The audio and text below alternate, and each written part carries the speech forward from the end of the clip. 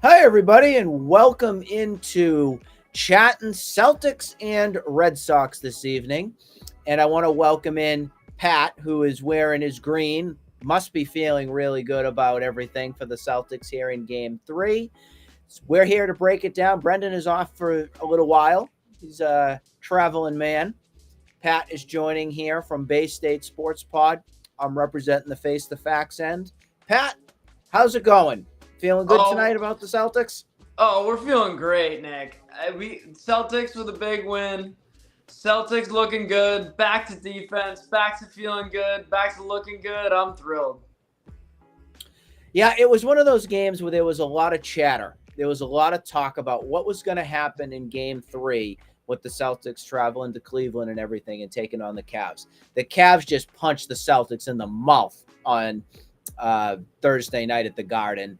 Again, Mm-hmm. it's becoming that recurring theme where teams like the Celtics and the Bruins at the Garden are struggling to get victories in their home arena or home rink. Why that's the case, I don't know. I hate it. It's got to stop. However, they can get the job done on the road, and that's what we have seen.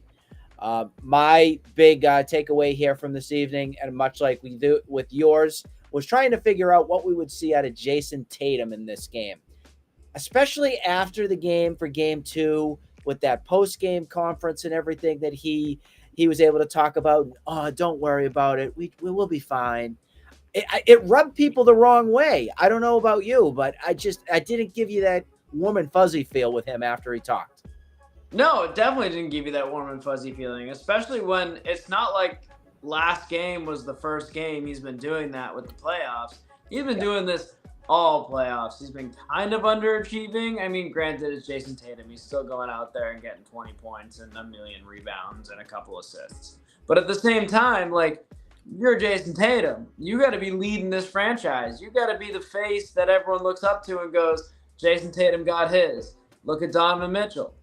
Donovan Mitchell's been getting his since the beginning. You can even throw it back to the Heat where they didn't have Jimmy Butler, but all of the guys that were supposed to be that guy, you can look at Bam, you can even look at Tyler Hero, who is okay. But they got the points that they were expected to have, and Jayson Tatum was relying on Derek White and Jaylen Brown to carry the load. That can't be the case. If you're Jayson Tatum, you got to be Jayson Tatum. If you want to be the face of the franchise, you got to lead this team. I'm glad you also mentioned the other guys, and one of those should be 1B. 1A Tatum, 1B should obviously be your Jaylen Brown type. Jaylen Brown, I'm going to echo what they said on the broadcast from everything there, had one of the more quiet productions of the night, delivered you 28 points, was very solid with everything shooting wise on the night. That is what you need. It's like your Batman and Robin. I'm going to use that as my example tonight. Batman is your Tatum, Robin is your Jaylen Brown. And that tandem together was able to get you over the hump and get you that solid win here for game three. You also can't discount any other production, especially from True Holiday. I thought that also was a big help, specifically in the first half of the game, where I still felt like Tatum and Brown were in a way trying to still figure things out a little bit. I thought True Holiday was able to come through in the clutch and get some points early on to kind of take that pressure away a little bit. Yeah, no, I totally agree. I mean, like you're saying, I mean, JB and JT turned it around towards the end of the game. Jayson Tatum looked real good in the first. He did. Second and third, kind of falling off. But that's kind of where Drew Holiday came in so clutch, is that he can kind of fill in those gaps where, you know, if Jayson Tatum and Jaylen Brown are getting doubled and they're having tough defensive opportunities, you can have a guy like, especially with Kristaps out, because Kristaps is supposed to be that guy, that third guy that gets you those points. But now that he's out, you got to look around your bench. Well, I shouldn't say bench because they're all starters, but you got to look around your team and say, who's that next guy? Who's going to help us get through those points where Jayson Tatum and Jaylen Brown aren't scoring? It's been Derek White. Derek White hasn't been scoring, especially tonight. I don't know the exact stats, but I think he He only wasn't had hitting like 12 he has points on been. the night. Yeah, Yeah, and just 12 to look at points. his points, he was only 4 for 13 from the field. Only had 12 points in the night. His plus minus on the night was a plus 13. Don't really love those numbers there, but you also didn't have to rely upon him that much in this game. So if he had to have an off night, this was a night to have an off night. And that's where the beauty of having a Drew Holiday on the team comes from. Derek White's not having an off night. Drew Holiday has a good night. Yeah, they pick each other up. Exactly, but you can't have that with Jayson Tatum and Jaylen Brown. It's got to be Batman. No, they and have Robin. to show up. Exactly. They have to show up. They have to lead this team because without them, you're not getting that Larry O'Brien trophy. And that's very much needed. It is, because it's kind of like nut up or shut up time. We're all sick and tired of hearing about, Jaylen Brown and Jayson Tatum, they're the best tandem, they're superstars, yada yada. I don't know if you've heard me before with Brendan and everything talking on the pods that we do. I don't look at them as superstars yet. I don't. What have they won? Nothing. You know what they've won? Shoe endorsement deals. All-star appearances. All that stuff. I look at that as more secondary stuff. That's great for your personal collection and accolades. That's fine. But fans here in Boston, you have the organization, you Boston Celtics, have the longest drought out of all of the teams between the Bruins, Celtics, and Bruins, Patriots, and Red Sox right now. Celtics have not won a championship since 2008. I sound greedy, selfish, and nasty when I say it, but you know what? I'm craving for it. It's time to do it again. Sports. That's all what it is. Spoiled, rotten kids. Like, we grew up here in the 2000s and everything, and we're spoiled rotten because all we want to do is championships. Well, that's because we like to call it as we see. And when we don't like what we see, we'll call it right out. Shining star of the game. Who's your star of the game? Honestly, spotlight of the night. It's kind of a cop-out, but I got to give it to Jayson Tatum. He's been having a couple bad nights in a row. He, as much as people want to say, oh, yeah, it was just the last game, it wasn't just the last game. He's been off for a while. He's been missing free throws. And let me tell you, free throws, they're free. And you can't be make them. And he's been missing those. He's been missing shots he normally makes. He seems like he's back. He's kept the defensive side of the game high all the last two, this series and last series. But we need the scoring from Jayson Tatum. He's not a defensive guy at the baseline of it. He came back and showed everyone, I'm back. I'm a force to be reckoned with. Him and Jaylen Brown. Jaylen Brown's been good through the playoffs. Jayson Tatum hasn't been less good. So my star of the game is Jayson Tatum just because he came back and showed the entire NBA, hey, it's not just Donovan Mitchell in this series. I'm back. I'm here to play. I'm actually going to go with Jaylen Brown for my guy here tonight. And I'm going to go for that because Jayson Tatum can be as great as he wants. He can score 30 and everything, but you also need contributions from your other guys on your team. When you can go neck and neck together and getting yourself as close to you can to the amount of points that you carry your team in a game, that's when you know you're clicking and things are going right. I liked his production there because that showed me that you got another guy that you can count on.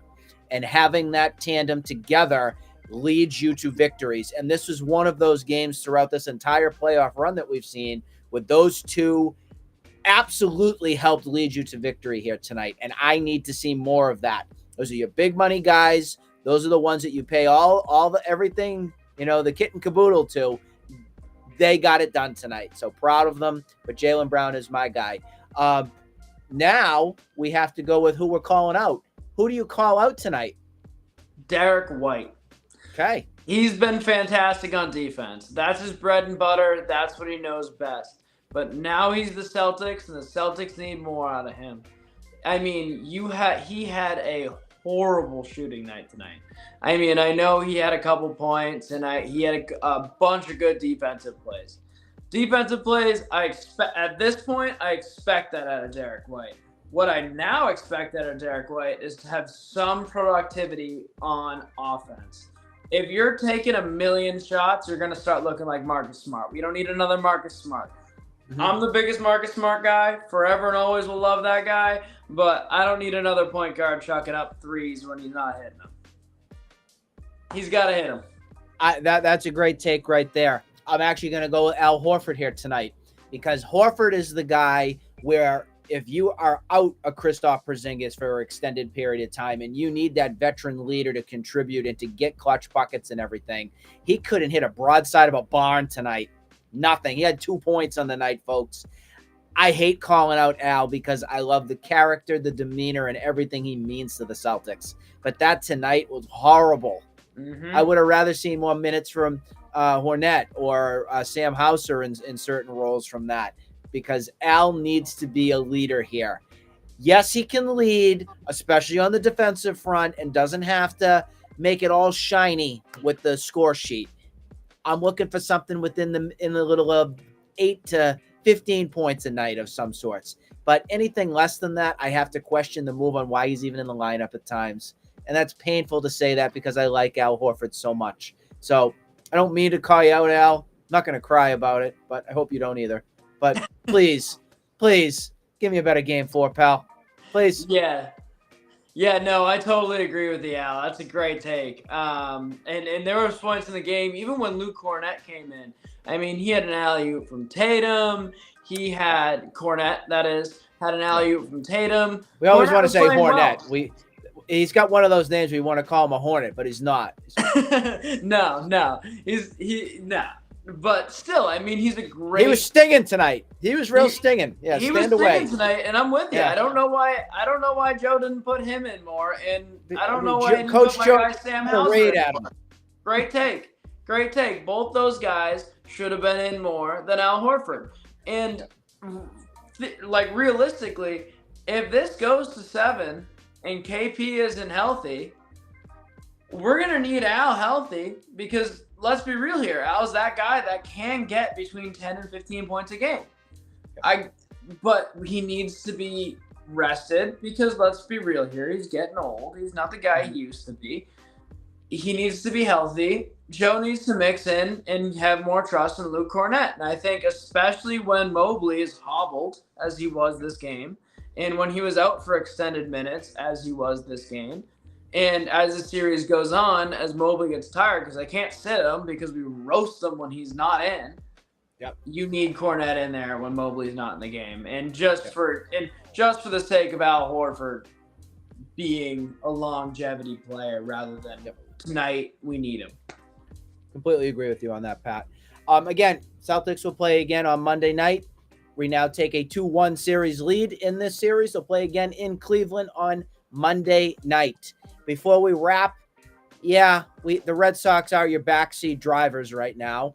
But yeah, they did win today by a final score of 4-2 at Fenway Park this afternoon. Cooper Criswell was your starter. He actually went 5 innings.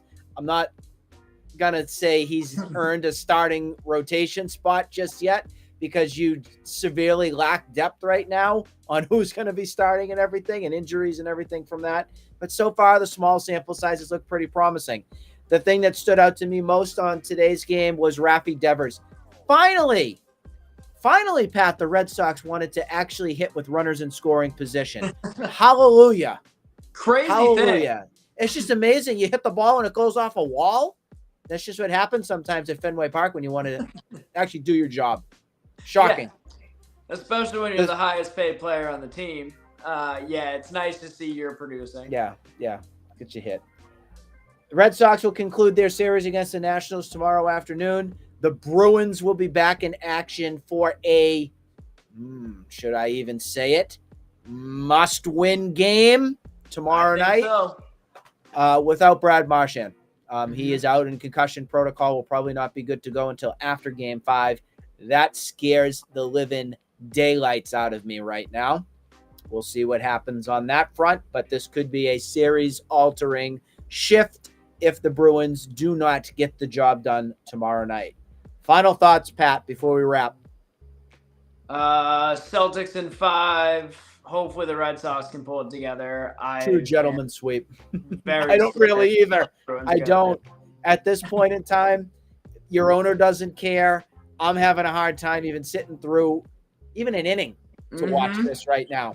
Painful. Even an inning. It is Painful. painful. Yeah, painful. And that comes from a lifelong, passionate fan of the Sox. I've lost my patience.